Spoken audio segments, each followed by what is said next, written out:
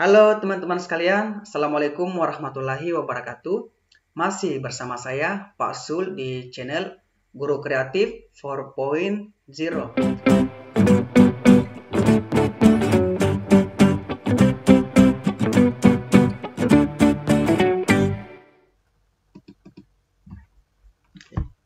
Bismillahirrahmanirrahim. Baik teman-teman sekalian, sahabat Guru Kreatif 4.0. Nah, masih edisi kupas tuntas modul pedagogik dari Guru Belajar, portal Guru Belajar untuk seri P3K yang di SIM PKB ya teman-teman. Nah, di video sebelumnya teman-teman kami pernah bahas tentang teori belajar dan karakter peserta didik. Nah, untuk video kali ini kita akan beralih ke modul yang ketiga, yakni tentang keterampilan berpikir tingkat tinggi atau HOTS. Nah, ini kami sertai dengan indikator pencapaian kompetensi. Nah, nanti kami akan sertakan prediksi soal dan pembahasan dari kami, tim Guru Kreatif 4.0. Nah, teman-teman yang baru bergabung, jangan lupa subscribe ya channel ini untuk tetap mendapatkan soal-soal dan pembahasan dari kami seputar P3K.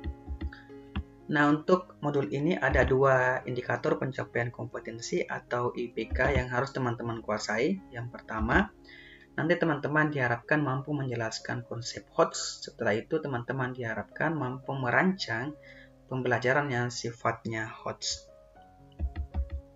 Yang pertama, konsep HOTS atau dalam bahasa Inggris, Higher Order Thinking Skills, atau dalam bahasa Indonesia teman-teman, keterampilan berpikir tingkat tinggi. HOTS ini bukan istilah yang baru bagi kita teman-teman ya. Apalagi di K13 ini sering sekali kita dengar istilah HOTS. Apakah ketika menyusun RPP, ataukah ketika kita mengajar, ataukah ketika kita membuat soal. Nah teman-teman, apa yang dimaksud dengan HOTS? Jadi HOTS adalah proses berpikir kompleks dalam menguraikan materi, membuat kesimpulan, membangun representasi, menganalisis, dan membangun hubungan dengan melibatkan aktivitas mental yang paling dasar.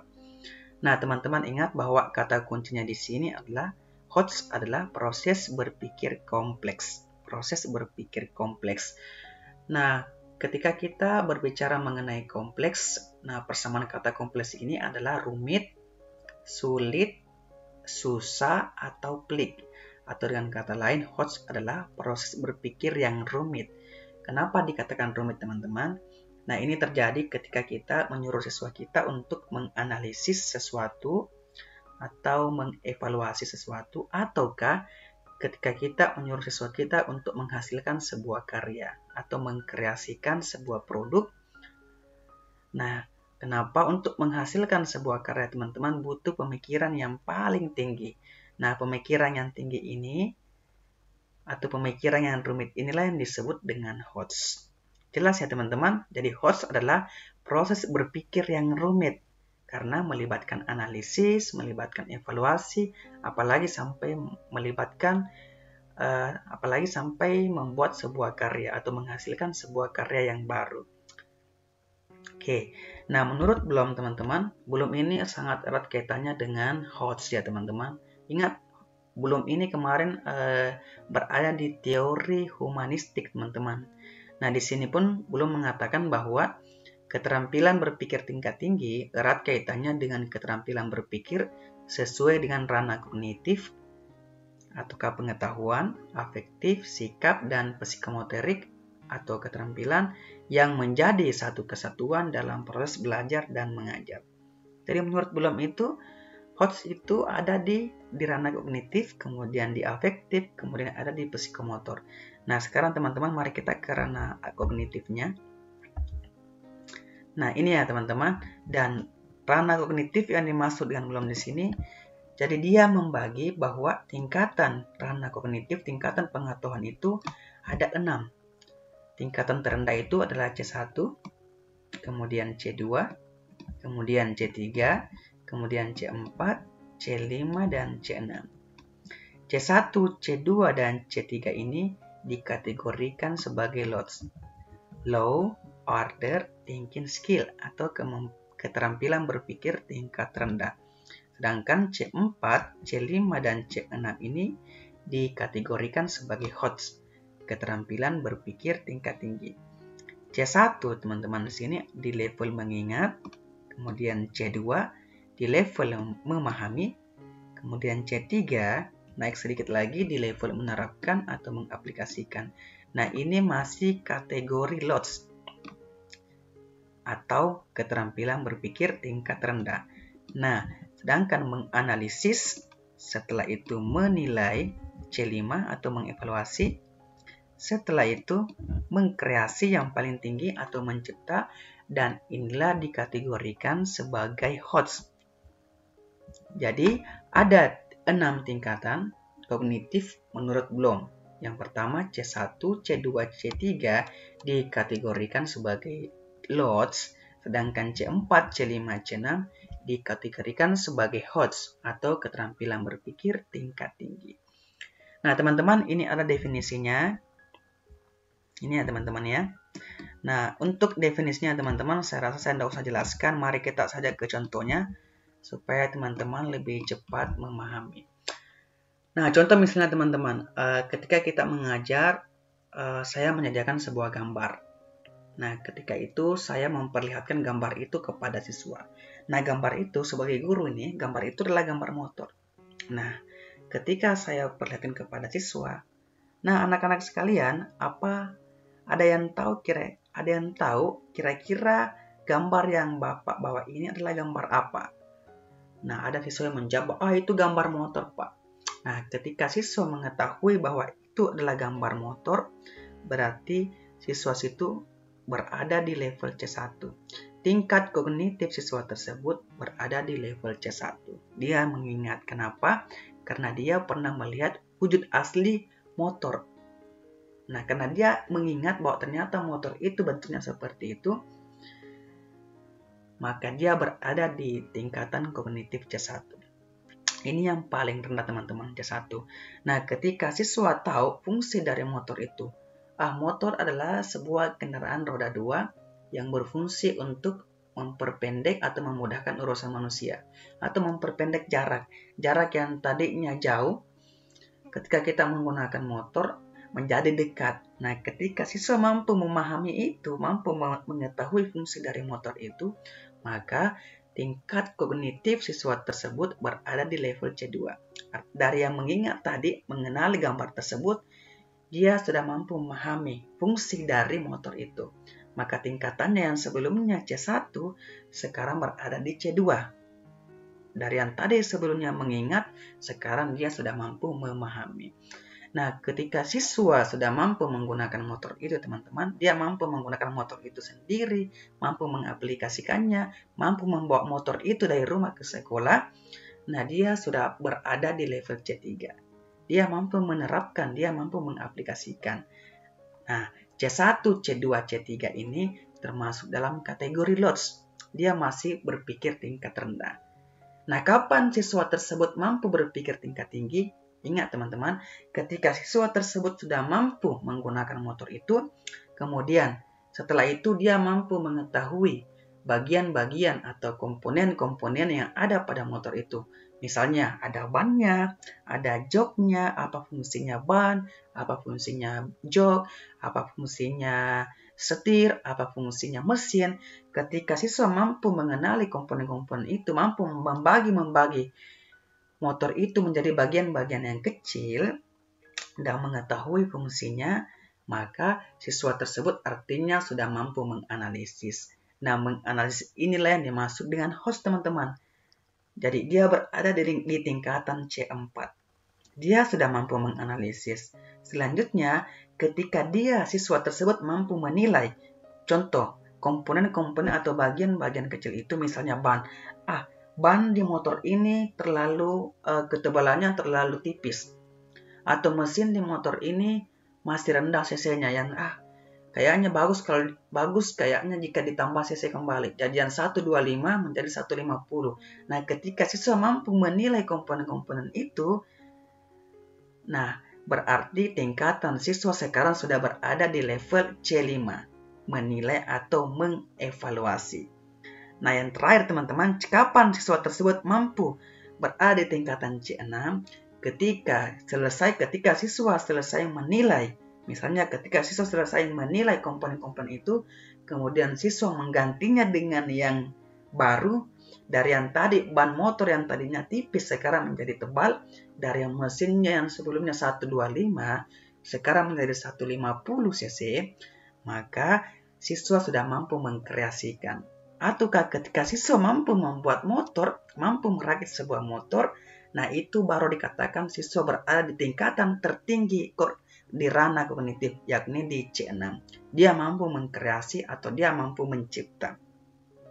Nah, dari menganalisis, mengevaluasi, mencipta, dan inilah yang diinginkan oleh Bapak Menteri kita, teman-teman. Bagaimana supaya kita mengajarkan materi HOTS, kemudian ketika kita menguji siswa, bagaimana kalau kita menguji dengan soal-soal yang sifatnya HOTS. Saya rasa jelas ya teman-teman. C1, C2, C3, sampai C6 dari definisi motor tadi, yang tadinya mungkin mampu mengenali motor sampai dengan tingkatan tertinggi, mampu membuat motor atau mampu merakit motor. Nah, itulah yang disebut dengan ranah kognitif. Tingkatan kognitif dari C1 sampai C6. Nah, ingat teman-teman, ranah kognitif ini kita gunakan ketika kita menyusun sebuah indikator dan kita turunkan dari KD, kompetensi dasar. Baik teman-teman, next ya. Saya rasa jelas ya untuk ranah kognitif. Untuk ranah kognitif ini ada beberapa kata kerja operasional teman-teman atau KKO yang dapat kita gunakan untuk menyusun indikator. Nah, ini karena ini terlalu banyak, sangat susah untuk teman-teman menghafalnya, jadi saya buat yang paling sederhana saja, yang paling sering kita ingat teman-teman, yang paling sering kita gunakan. Nah, ini teman-teman harus hafalkan ya, karena saya lihat kemarin di seleksi P3K tahun 2019 sangat banyak sekali naik tentang ranah kognitif ini. Kemudian di soal-soal UP kemarin juga tingkatan-tingkatan kognitif ini banyak naik di soal-soalnya. Nah, untuk tingkatan kognitif C1 teman-teman ingat ini C1 mengingat. Nah, KKO yang kita gunakan adalah menyebutkan, menghafalkan, mengetahui, menuliskan, dan memberi label. Kemudian untuk C2 memahami, KKO yang kita gunakan menerangkan, mengartikan, merangkum, dan mengelompokkan. C3 menerapkan atau aplikasi, KKO yang kita gunakan adalah melaksanakan, melakukan, melatih, membiasakan, menyelesaikan, dan menggunakan. C4 menganalisis, KKO yang sering kita gunakan adalah memilih, menata, menyeleksi, mendiagnosis, mengedit, menguraikan, dan membedakan. C5 mengevaluasi, KKO-nya adalah membuktikan, memisahkan, menguji, mengukur, mengkritik, memvalidasi, dan memonitor. Dan yang terakhir C6, KKO-nya adalah membangun, membentuk, membuat, menampilkan, memperjelas, menemukan, dan menyusun. Nah, ingat teman-teman, KKO atau kata kerja operasional ini kita gunakan ketika kita ingin menyusun indikator ya teman-teman. Seperti contoh soal berikut ini. Ingat, siswa mampu menggunakan rumus Pythagoras untuk menghitung sisi miring bangun siku-siku. Merupakan rumusan kompetensi kognitif pada tingkatan A. Mengingat, B. Memahami, C. Mencipta, D. Menganalisis, dan E. Menerapkan. Kata kuncinya adalah teman-teman menggunakan. Nah, menggunakan ini kira-kira kalau menggunakan berada di level mana teman-teman? Apakah mengingat, memahami, mencipta, menganalisis, atau menerapkan? Nah, jika teman-teman tidak skip videonya, maka jelas jawaban yang benar adalah menggunakan berarti menerapkan. Jadi dia berada di level C3 ya teman-teman. Mari saya akan tampilkan kembali KKO-nya ini. Ingat, menggunakan. Jadi menggunakan itu berada di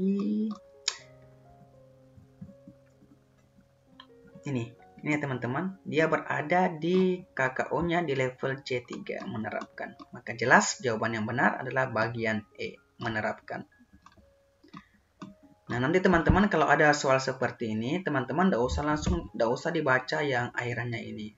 Nah, teman-teman langsung saja lihat KKO yang digunakan. Contoh, nanti ketika ada soal misalnya siswa mampu menganalisis atau siswa mampu mendiagnosis rumus Pitagoras untuk menghitung sisi miring. Nah, karena dia menggunakan kata mendiagnosis, berarti nanti jawabannya adalah berada di C4, menganalisis. Nah, seperti itu ya teman-teman. Makanya tadi saya bilang teman-teman harus hafalkan ini ya. KKO-nya ini yang paling sederhana sekali. Jadi ini yang paling sering kita gunakan teman-teman. Jadi teman-teman harus hafal ini supaya nanti ketika ada soal-soal seperti ini yang muncul kembali, teman-teman bisa langsung menjawab, menemukan jawaban yang benar pada soal tersebut. Oke, next teman-teman. Contoh soal berikutnya atau prediksi soal berikutnya. Berikut ini merupakan kompetensi dasar pada mata pelajaran kimia. Di antara kompetensi dasar berikut ini yang bukan merupakan tingkatan kognitif HOTS adalah A. Menganalisis data percobaan untuk menentukan derajat pengionan. B. Membedakan sifat koligatif larutan elektrolit dan larutan non-elektrolit. C. Merancang sel volta dengan menggunakan bahan di sekitar. D. Menganalisis kelimpahan, kecenderungan sifat fisika dan kimia, manfaat dan proses pembuatan unsur-unsur golongan utama. E. Menjelaskan perkembangan konsep reaksi, oksidasi, dan reduksi. Yang bukan teman-teman, soalnya mengatakan yang bukan merupakan tingkatan kognitif HOTS. Berarti yang dimaksud di sini adalah yang LOTS, C1, C2, C3. Nah teman-teman, untuk menjawab soal seperti ini, teman-teman tidak usah membaca yang di belakang ini. Teman-teman langsung saja melihat KKO yang digunakan. Contoh A, menganalisis. Menganalisis ini masuk, kalau tidak salah masuk di HOTS teman-teman ya. Membedakan juga masuk HOTS. Apalagi merancang, menganalisis ini masuk HOTS. Nah, yang tidak masuk HOTS di sini adalah E, menjelaskan. Karena menjelaskan ini dia berada di level C2, memahami. Jadi jawaban yang benar adalah bagian E. Nah, teman-teman, jika teman-teman ingat kembali yang tadi, tabel KKO-nya tadi yang saya sudah rangkum, maka teman-teman mudah sekali menemukan jawaban yang benar dengan melihat KKO yang ada di opsi soalnya. Contoh di sini teman-teman ya, ini KKO-nya. Mari kita lihat kembali. Yang LOTS berarti yang C1, C2, dan C3.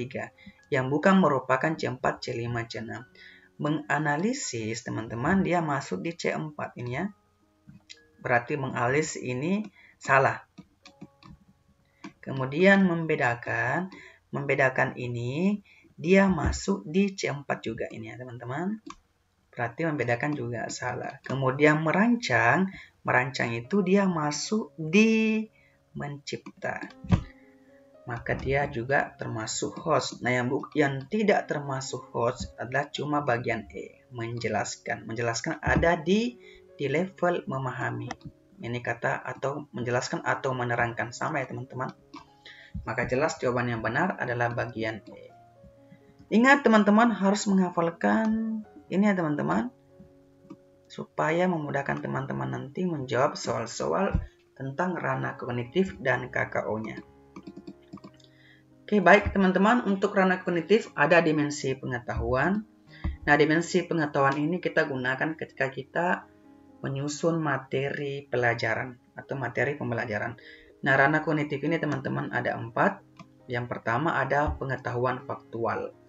Nah, pengetahuan faktual ini berisi tentang fakta-fakta yang mendetail, spesifik, dan elementer, bisa berupa kejadian atau peristiwa yang dapat dilihat, didengar, dibaca, atau diraba. Jadi contohnya apabila siswa diminta untuk menyebutkan nama, kapan, di mana suatu peristiwa terjadi. Kemudian yang kedua ada pengetahuan konseptual. Pengetahuan konseptual adalah pengetahuan yang lebih kompleks atau terorganisasi, mencakup klasifikasi dan kategori, prinsip, model, dan struktur. Contohnya, apabila siswa diminta untuk mengemukakan definisi, membedakan dua hal, atau mengklasifikasikan. Ketiga, ada pengetahuan prosedural, pengetahuan tentang bagaimana melakukan sesuatu, mencakup pengetahuan dalam hal keterampilan dan algoritmik, teknis, dan metode, dan langkah-langkah penyusunan atau penyelesaian masalah secara sistematis.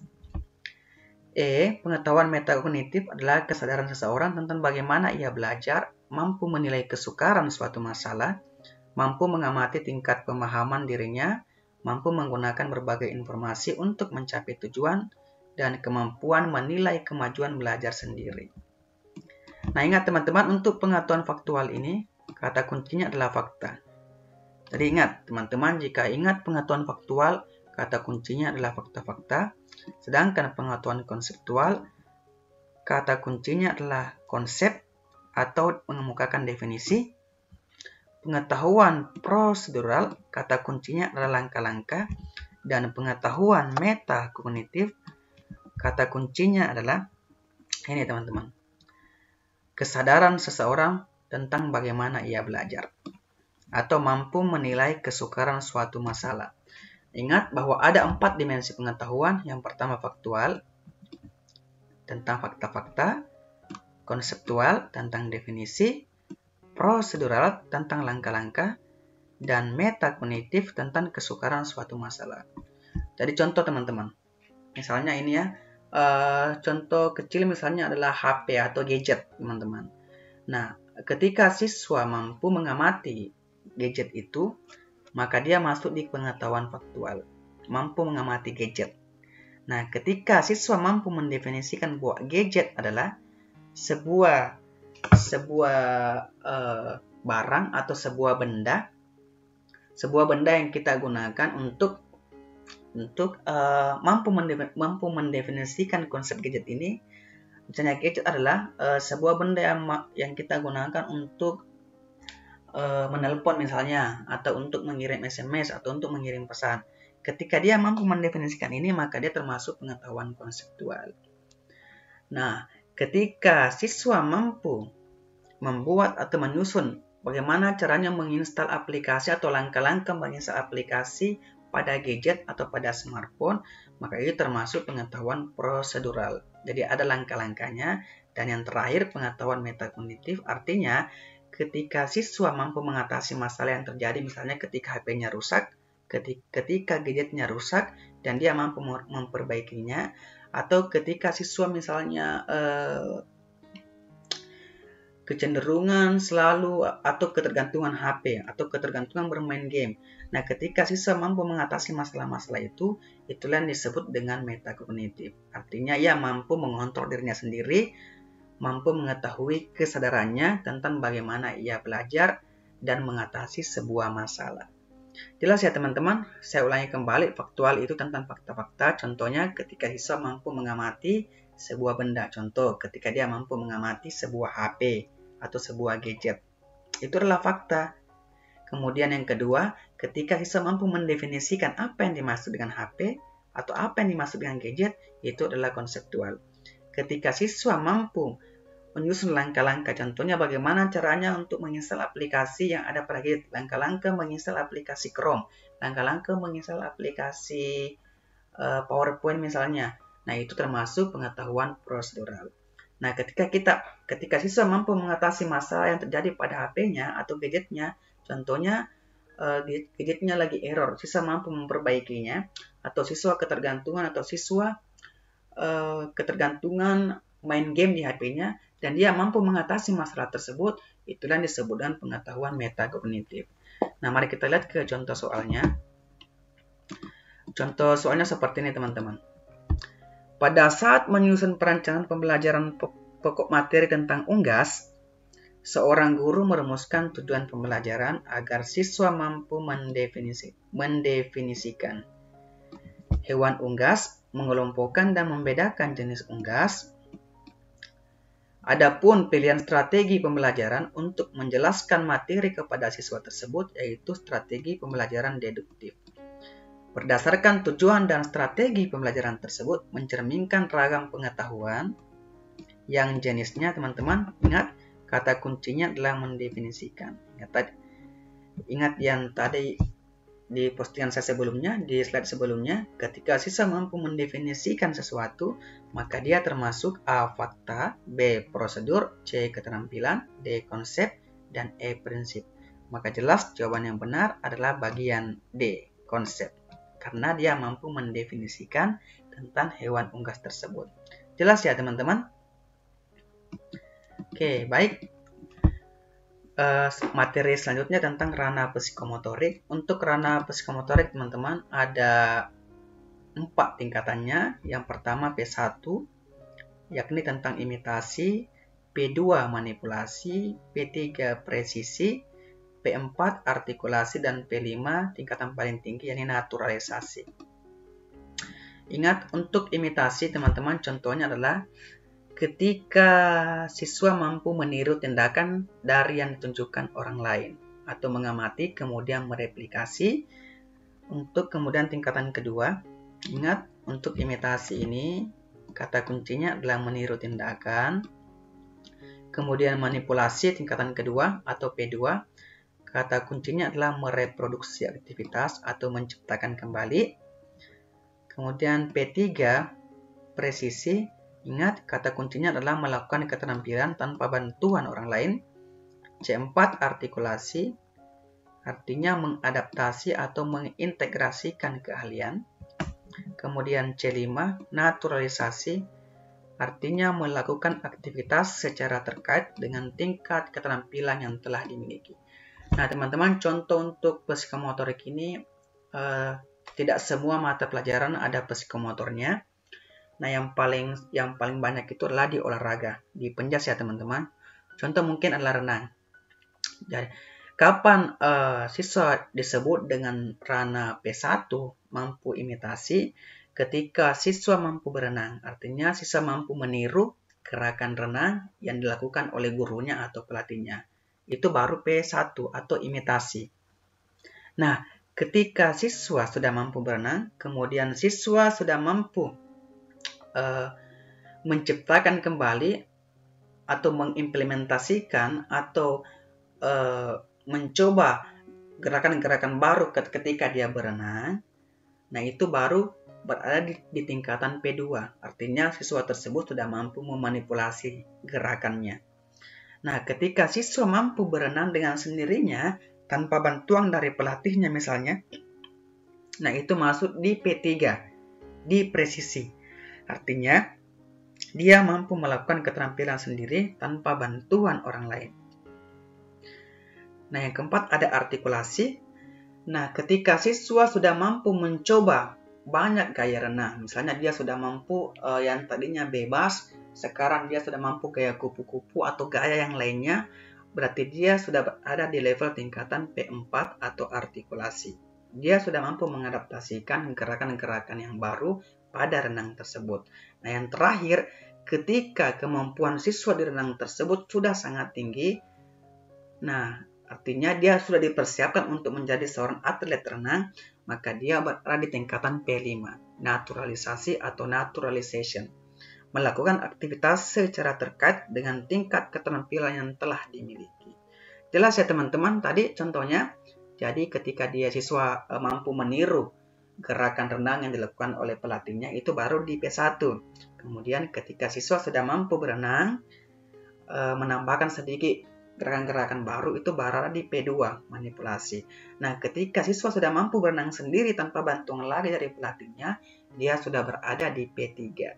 Kemudian teman-teman, ketika siswa sudah mampu membuat gerakan-gerakan baru, mencoba gaya renang baru seperti gaya kupu-kupu, gaya bebas, dan sebagainya, itu baru berada di tingkatan P4, artikulasi. Dan terakhir, ketika siswa sudah menjadi hebat dalam berenang, kecepatannya sudah bagus, dia tingkatnya sudah setingkat atlet, berarti dia sudah masuk di P5, naturalisasi.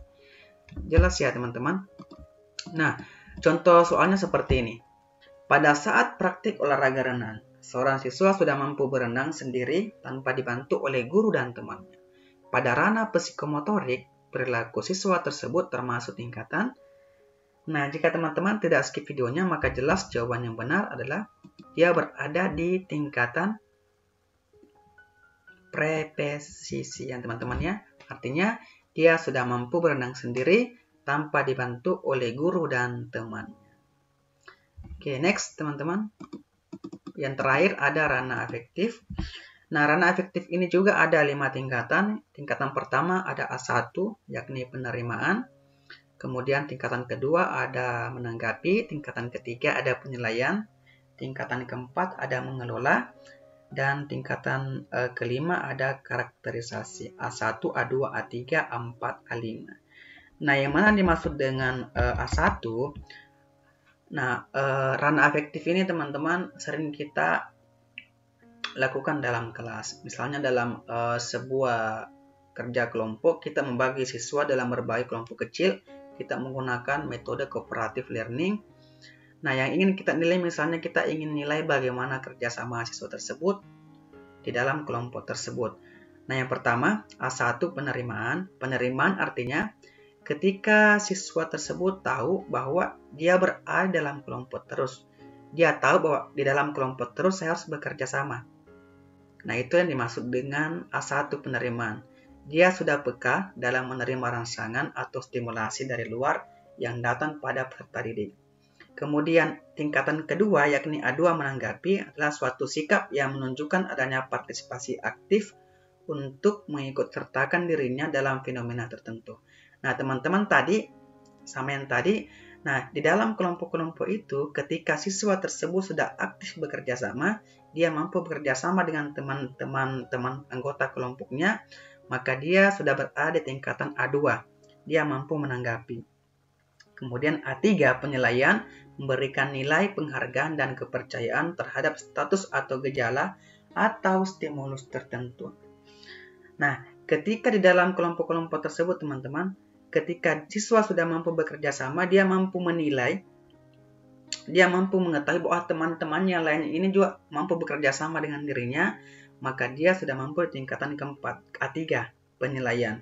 Kemudian A4, mengelola, adalah konseptualisasi nilai-nilai menjadi sistem nilai, serta pemantapan dan prioritas nilai yang telah dimiliki. Nah, ketika siswa sudah mampu bekerja sama, dan ketika dia memaparkan hasil diskusinya di depan kelas, siswa tersebut menggunakan bahasa yang santun, bahasa yang sopan, maka dia sudah mampu mengkonseptualisasi nilai-nilai yang dimilikinya. Jadi dia sudah mampu bekerja sama, kemudian dia sudah mampu berbahasa yang santun dan sopan.